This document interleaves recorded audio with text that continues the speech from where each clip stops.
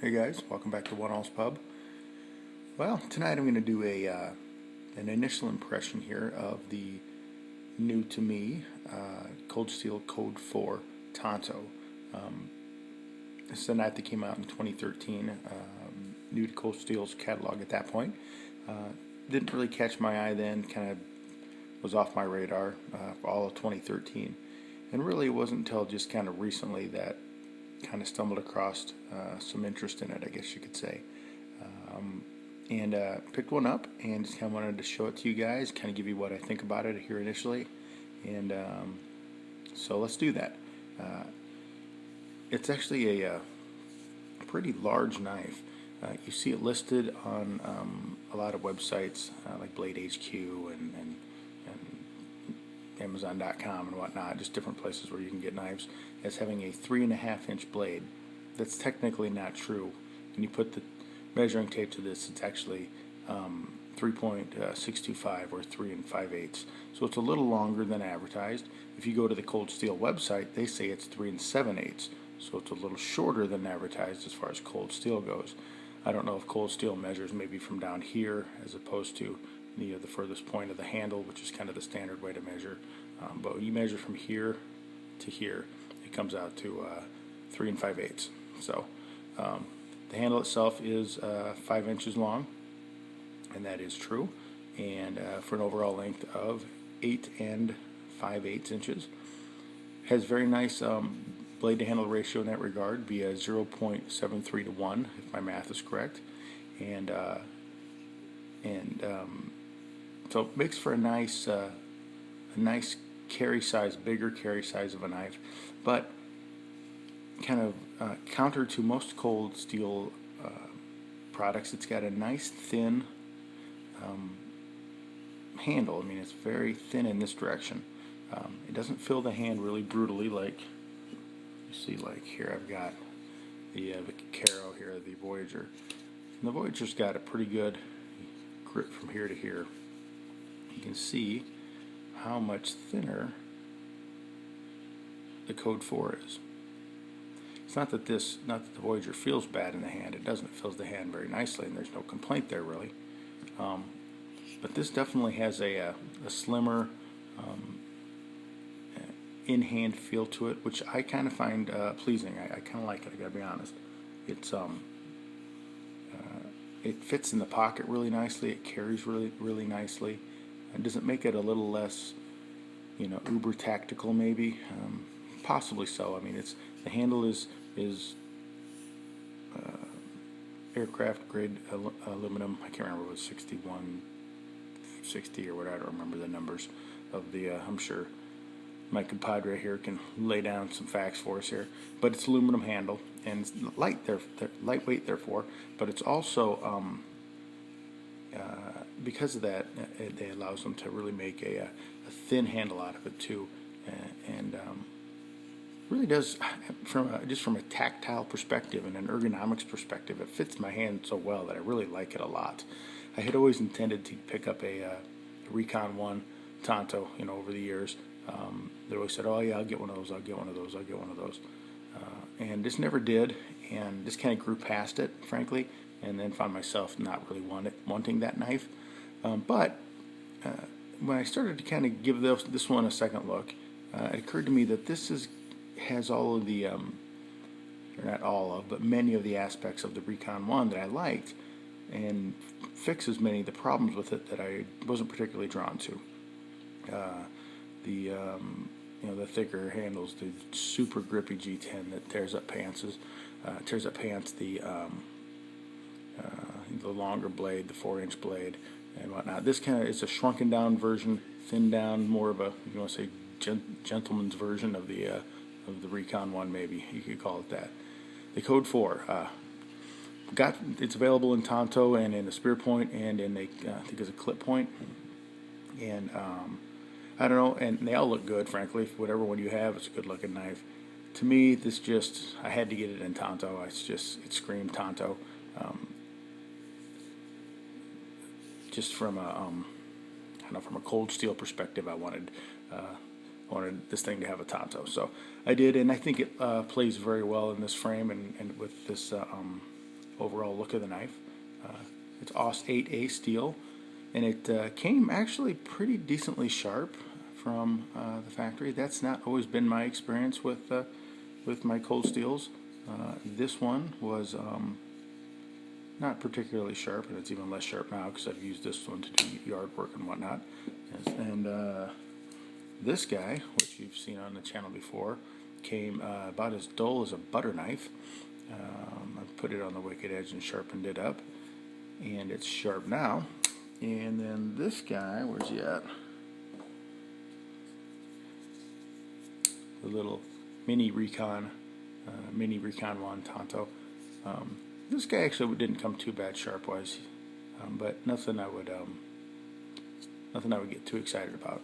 The Code 4 was definitely the sharpest of any of these that I'd gotten. Not as sharp as I'd like it, and I will resharpen it, but it's sharp enough to do the job. I mean, it's within the orthodoxy of acceptable sharpness, new from a factory knife. So, but that can almost always be improved upon, and this one will as well. But it does have that classic, Lynn Thompson, Andrew Demko, Tanto, Americanized Tanto grind and blade to it, and it's a dang fine, sexy looking grind. I'll give them that. It's definitely cool, definitely very useful. You got cutting edge here that you can use for downforce like this, and then of course you've got a nice straight cut here. No real belly at all, but you can certainly get plenty of good cutting done. It's very thin behind the edge. It's hollow ground here, at least. It's very thin behind the edge, which is going to make for a nice slicer at this end. It's a little thicker here, obviously, towards the tip once you get past the yokote here. And this trails down and gives you a pretty meaty tip. But that's fine. And this part is flat ground and feels very stout. So you get the benefits of a nice thin cutting edge here, along with the stout tip. And that's the main benefit of the Tanto anyway. And it's well executed here in the Cold Steel Cold 4.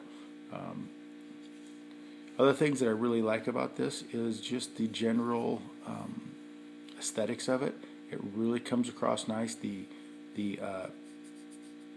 aluminum here is very similar color-wise to the color of a Chris Reeve Sebenza. It doesn't quite have the sparkle that the sandblasted Sebenza scales have, but it's still in that same ballpark, and it looks very nice. The pocket clip is nice here. I appreciate that it's chrome here, or not chrome, but that it's natural finished to match the blade, as opposed to being a black clip like you'd see on here. Just aesthetically, I think that fits better, especially on this knife. And what's nice about it, since this is aluminum and it is somewhat slick, it does have a little bit of traction. You can get some. It's not terrible. It's much has much more traction than, say, like an SR1A or an SR2A for sure. But what's nice is that inside the pants, when you're wearing this thing, it doesn't just tear your pants up. I had to bend this clip out to even be able to wear it, because it was just absolutely a pocket shredder. So I bent it pretty far out. I don't know if you can even hear it. You can't probably see it, but maybe you can. I don't know, but it actually moves. It's actually not set directly right on the grivery, however you say that, handle. And in the pocket, this thing it's not bad now. I've got it set to where it's okay, but man, when I first got it, it was an absolute beast to get in and out of pocket. And this one, right out of the box, is actually much more pocket friendly when it comes to the pocket clip, and that's a nice benefit, because, like I said, Cold Steel has a tendency to not be quite so friendly with their pocket clips. And then this one doesn't even have a pocket clip at all, of course. And this one's pocket clip, the holdout too, absolute pocket shredder. I got to do something about this, because you just about can't get that in and out of a pocket without it becoming a major operation. So you need to take that off and rework that. But back to the Code 4 here. Code 4 is a very easily easy in hand knife, easy in pocket knife. It's a great EDC. If you like big EDCs, this is perfect for it, because at 4.3 ounces with a 3 5/8 inch blade and a very ergonomic handle. I mean, extremely ergonomic handle. You're hard pressed to find fault with this knife. The only thing that you could say, oh well, I wish this was better, was I wish it had better steel. But that's what you get with cold steel. You get AUS 8A, and you go into the into the bargain knowing that that's what you're getting. Don't worry about it. And AUS 8A is fine steel. I don't have a problem with it at all.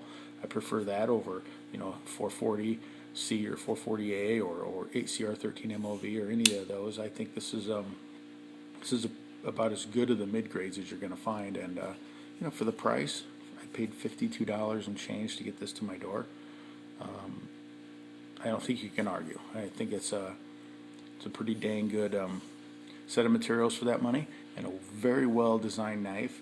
Of course, it has the Triad lock back here, which can be a little bit of a challenge to disengage. It's a heavy lock. It's heavier than your typical Spyderco back lock or whatever. And if you're just out playing with it and fondling it during the day, that's the releasing the lock can be a bit tedious. There's no doubt about that. But at the same time, it is stout. I got no blade play, up and down, side to side. It's just rock solid, and it's gonna be rock solid. This thing is one of the more durable, if not the most durable, locking mechanisms on the market right now. And it's virtually impossible to make these guys fail under any kind of realistically normal use. And that's a nice thing. That's nice to have. This is the kind of knife that I would have in my pocket and be very confident that I could do whatever I needed to do with it. We've all seen videos of nothing fancy batoning, Triad locks and whatnot, and I don't recommend doing that, of course. Nor did he particularly. I don't think he was just doing it to prove a point. But that's a data point there to show you just what kind of abuse these locks can take. So. It's not my most favorite, just from a fun factor, lock to operate, to actuate, but it definitely does the job. There's no argument. You do not have an inferior lock in any stretch of the imagination here. As you can see, it's got really nice action. Just drops. Press the lock here, and the blade just drops. It's that smooth. It's almost Sebenza smooth in a way. Except for the fact that when you get down here, the detent sucks that in pretty hard from about right there as the Triad lock engages. But otherwise, it's very smooth. Fail. It's very smooth deployment and retraction. Really nice knife in the hand. Even doing a nice slow deployment.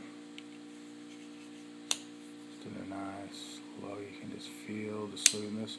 The one thing though that you can feel as you do that is that as you apply pressure across the frame of the knife here, where in other words, where you're putting pressure on the thumb stud and pushing it to begin the process of opening it, as you're pushing and engaging right here, just for a moment, you can feel the far side of the blade coming in contact with the frame as it passes through the opening arc there.